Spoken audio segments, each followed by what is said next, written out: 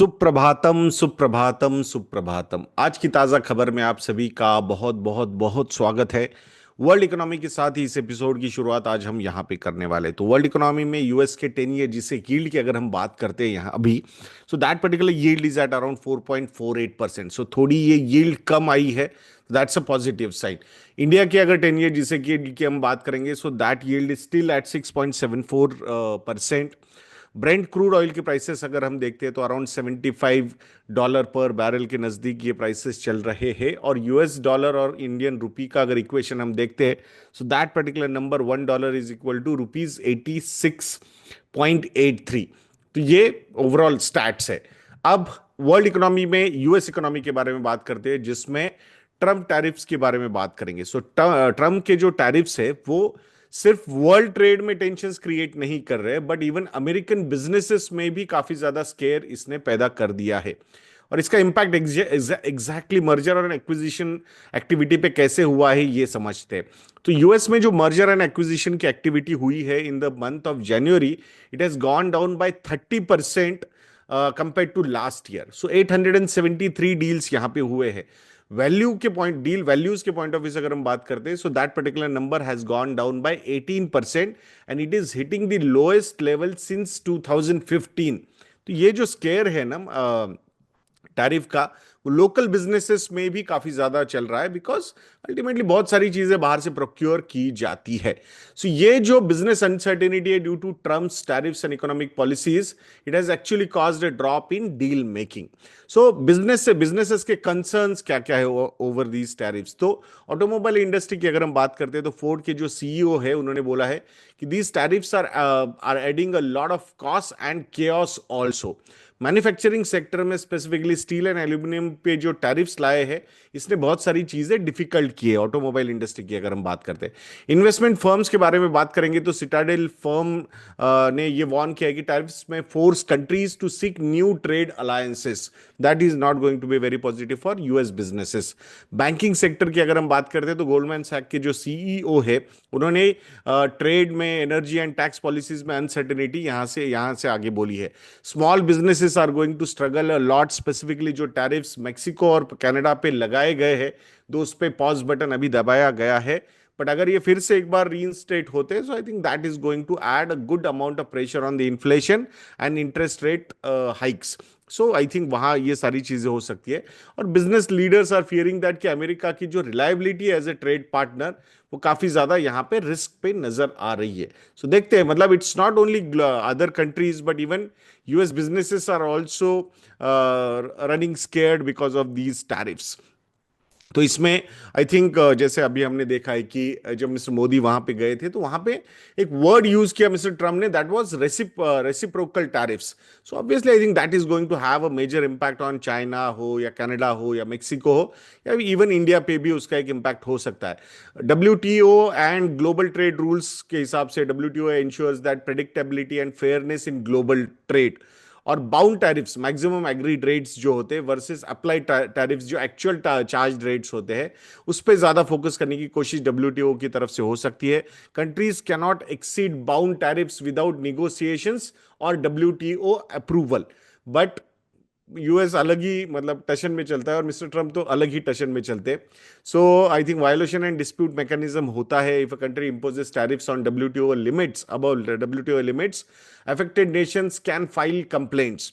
But उसको follow भी करना चाहिए, मतलब जैसे सिक्योरिटी के एंगल से UN, United Nations is a very important organisation, but जब चाहे तब मतलब जिसको चाहे, जैसे जो स्ट्रांग नेशंस है स्पेसिफिकली मतलब ओवरऑल आर्मी मतलब डिफेंस के एंगल से, तो I think they don't listen to these things. So ये एक स्ट्रगल रहेगा। अभी इसके आगे कैसे चीजें सेटअप होती है, डब्ल्यूटीओ क्या क्या कर पाता है, या फिर बायलैटरल ट्रेड्स कैसे होते हैं, ये देखना सबसे ज्यादा इंपॉर्टेंट हो सकता है। अब इसी के बारे में मतलब यूएस की कंपनी इंटेल, सो जो टीएसएमसी कंपनी है ताइवान की, it is considering running entails US factories after Trump team request. तो अक्टूबर 2024 में टीएसएमसी के जो सीईओ थे उन्होंने क्लियरली बोला था कि we are not interested in acquiring Intel's factories because Intel में लॉसेज जो हो रहे, so there is a business struggle which is going on. तो इसी के लिए अब US officials have requested to Taiwan semiconductor and manufacturing company to take control of Intel's US factories. Objective क्या है कि to boost US chip manufacturing and maintain US's technological leadership. And TSMC is receptive, but Intel का जो stance है अभी तक uncertain है। मतलब जिस कंपनी की फैक्ट्रीज एक्वायर करने के बारे में बातें कर रहे हैं वो कंपनी अभी तक अनसर्टेन है, बट मिस्टर ट्रम्प और mister Trump's team is pushing TSMC to acquire to run these factories. So Intel is struggling financially. They are forcing job cuts, global expansion slowdown भी वहां पे नजर आ रहा है। यूएस गवर्नमेंट फंडिंग की अगर हम बात करते हैं, Intel received around $7.9 billion for semiconductor projects and $3 billion for military chip production. So Intel का जो मार्केट शेयर है वो कंसिस्टेंटली डिक्रीज होता जा रहा है और इन्वेस्टमेंट स्ट्रेटेजी जो है वो external, it is lacking external buyers. So political and business challenges जो यहाँ पे नजर आ रहे हैं, तो उसी की तरफ से ये सारी चीजें थोड़ी सी फोर्स की जा रही है। सो अक्टूबर में जो टीएसएमसी ने मना किया था, अब जैन 2025 में सीईओ का एक स्टेटमेंट आया है and they are calling Intel very important to TSMC's business. So obviously क्योंकि अक्टूबर 2024 में मिस्टर ट्रंप नहीं थे और जैन 2025 में mister Trump is there, so that's why I think possible political and strategic realignments with US यही अभी यहाँ पे समझ में आ रहा है।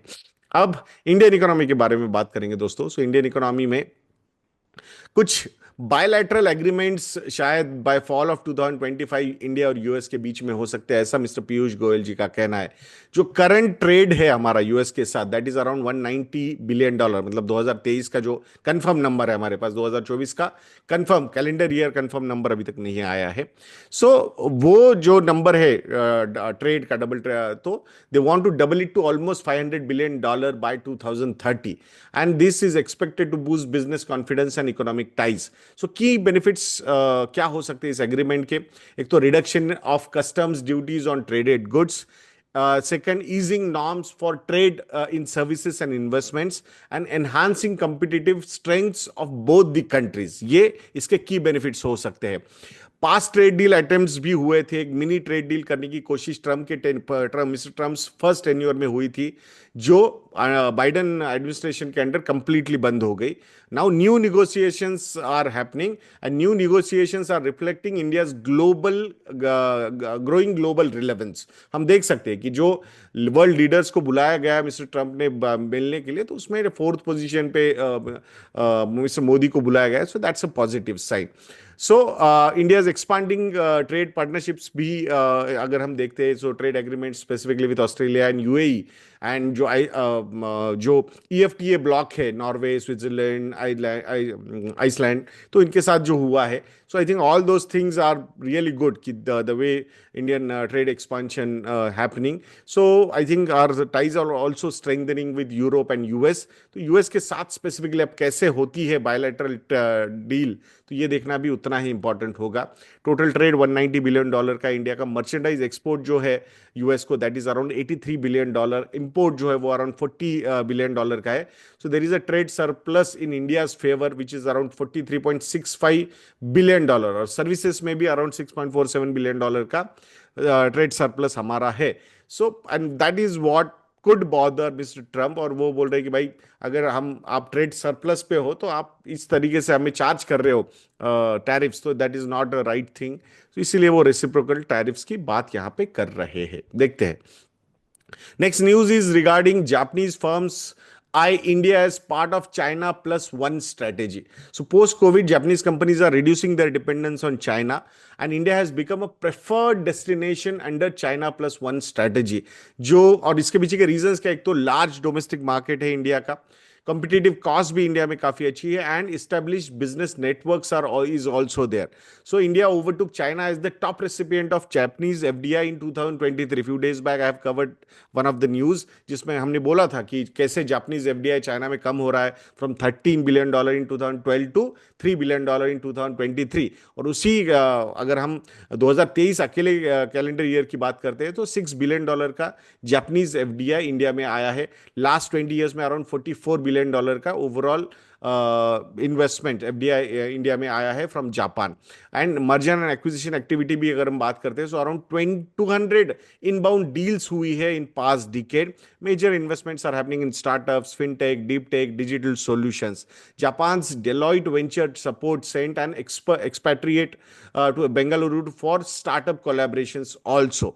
Around 1439 Japanese companies are now operating in India, जो 2006 में सिर्फ 267 थे। सो की इंप्रूवमेंट्स नीडेड इस केस में। अगर कुछ इंडिया की तरफ से पॉलिसी डिसीजंस की अगर हम बात करते हैं, जिसमें सिंप्लीफाइड टैक्सेस होना जरूरी है, लैंड एक्विजिशन थोड़ी इजियर होनी जरूरी है, लेबर लॉज भी थोड़े से फ्लेक्सिबल होने जरूरी है, and domestic supply chains better होने की भी वहां पे काफी ज्यादा एक्सपेक्टेशंस बिल्ड हो रही है। India is seen as a gateway to high growth markets like Middle East and Africa. That's why India is very important for Japan, and Japanese firms are viewing India as critical supply chain hub for global expansion. So that's a really positive news for Indian economy. अब next news जो है वो एक Centrum की institutional research report आई है। उसमें उन्होंने बोला है कि इंडिया का जो इन्फ्लेशन है इट विल एवरेज अराउंड 4.8% इन 2025। और ये जो जैन मंथ में इन्फ्लेशन में जो डिक्रीज हुई है, so it is building a good case for further rate cut. So FI मतलब falling food prices specially vegetables, I think that is a positive sign for falling inflation. Retail CPI inflation fell to 4.3% from 5.2% in December 2024 to Jan 2025। Food and beverage का जो inflation है वो 7.7 से 5.7% तक नीचे आया है। So 237 basis point drop in food prices was due to fresh produce supply. RBI की मॉनिटर पॉलिसी भी हमने यहाँ पे देखी है 25 बेसिस पॉइंट की, और I think they are continuing their neutral stance, but थोड़ा सा डविश ही हमने कमेंट्री आरबीआई की तरफ से यहाँ पे देखा था, और शायद आने वाले समय में काफी और रेट कट्स भी हम यहाँ पे देख सकते हैं। अब स्टॉक मार्केट न्यूज या फिर स्टॉक स्पेसिफिक न्यूज या फिर ओवरऑल मार्केट न्यूज के बारे में बात करेंगे, जिसमें फॉरेन पोर्टफोलियो इन्वेस्टर्स के बारे में बात करना बहुत जरूरी है। Foreign portfolio investors have withdrawn 21,272 crore rupees from equities in the month of February. और अभी भी हम मतलब ऑलमोस्ट आधा फरवरी अभी भी बचा है। टोटल आउटफ्लोज अगर 2025 कैलेंडर ईयर की हम बात करते हैं, so that number is nearing 1 lakh crore rupees. अगर अक्टूबर 2024 से लेकर अब तक हम बात करते हैं, so close to 3 lakh crore rupees already market से पैसा फॉरेन इंस्टीट्यूशनल इन्वेस्टर्स ने यहां पे निकाला हुआ है। सो की रीजंस क्या है? ग्लोबल टेंशंस की अगर हम बात करते हैं, अनसर्टेनिटी इन इमर्जिंग मार्केट्स की भी वो बात है, रुपी भी वीकन हो रहा है, कॉर्पोरेट अर्निंग्स भी थोड़े से खराब ही है because of slower capex from government side in the first 2 quarters. Hopefully I think third quarter fourth quarter में numbers should be much better. Then I think overall dollar का जो स्ट्रेंथ है वो कहीं ना कहीं कम होना बहुत ज्यादा जरूरी है। जब वो ट्रेंड रिवर्स होगा, वहां पे रेट कट्स थोड़े से और ज्यादा एग्रेसिवली शुरू हो जाएंगे। I think that is the time when the flight of capital will start happening from developed world to emerging world. Already हमने एक इन्फ्लोज के एंगल से अगर देखते हैं, 2023 में काफी अच्छा इन्फ्लो हमने देखा था, ऑलमोस्ट 1.71 लाख करोड़ रुपीस का फॉरेन इंस्टीट्यूशनल इन्वेस्टर्स की तरफ से। बट 2022 में हमने एक स्ट्रांग आउटफ्लो भी देखा था, that was around 1.21 lakh crore rupees. तो ये seesaw battles will continue. So 2023 में, इवन 2024 में भी calendar year wise there were inflows. So I think we should not be surprise कि ये साल थोड़ा सा आउटफ्लो ओरिएंटेड रहेगा, and that will add a pressure. But the way foreign institutional investors have sold almost 3 lakh crore rupees of Indian equities, but उसी तरीके में, उसी के साथ अगर कंपेयर करते हैं तो फॉर डोमेस्टिक इंस्टीट्यूशनल इन्वेस्टर्स ने भी ऑलमोस्ट उतना ही या फिर उससे भी ज्यादा पैसा मार्केट में पोर इन किया है। So that's a positive sign कि हमारी डिपेंडेंसी जो है फॉरेन इंस्टीट्यूशनल इन्वेस्टर्स से धीरे धीरे कम होती जा रही है। अब हीरो मोटोकॉर्प के बारे में बात करेंगे दोस्तों। Hero MotoCorp is eyeing double digit revenue growth in next physical, that is FY26। So last year FY24 का अगर रेवेन्यू हम देखते हैं तो that was 37,789 crore rupees. FY23 में इट वाज अराउंड 34,158 crore rupees. But I think they are building few growth strategy, जैसे कि expansion of Hero 2.0 and premier showrooms to enhance customer experience. Their focus is majorly on premium motorcycles, electric vehicles, and digital transformation. They are continuing their investments in power brands and 125cc portfolio also. Demand recovery rural and urban areas में काफी expected है इस साल। Budget में जो tax relief मिला है उसकी वजह से कंज्यूमर स्पेंडिंग बढ़ सकती है। Estimated ₹40,000 to 50,000 positive cash impact जो है वो मिडिल क्लास अर्नर्स पे ईएमआई अफोर्डेबिलिटी के लिए काफी ज्यादा वहां पे हेल्प कर सकता है। सो premium expansion, EVs and tax benefits, यही वो चीजें हैं जो हीरो मोटोकॉर्प के रेवेन्यू को यहां से आगे डबल डिजिट में बढ़ा सकता है। That's what the CFO is suggesting, Hero MotoCorp CFO is suggesting. अब नेक्स्ट न्यूज जो है वो प्राइवेट कैपेक्स के बारे में है। Pickup in private capex to improve loan growth from H2 FY26, यानी कि नेक्स्ट फाइनेंशियल ईयर के सेकंड हाफ में वहां पे लोन ग्रोथ अच्छी हो सकती है। So it is driven by majorly private capex recovery and stabilisation of unsecured loans. So banking sector के चैलेंजेस जो थे Q3 FY25 में, higher credit cost and slower loan growth actually impacted the overall earnings. Private sector banks have performed badly compared to PSU banks because of rising credit costs. And PSU banks के जो earnings थे वो अच्छे थे because lower credit costs वहां पे थे।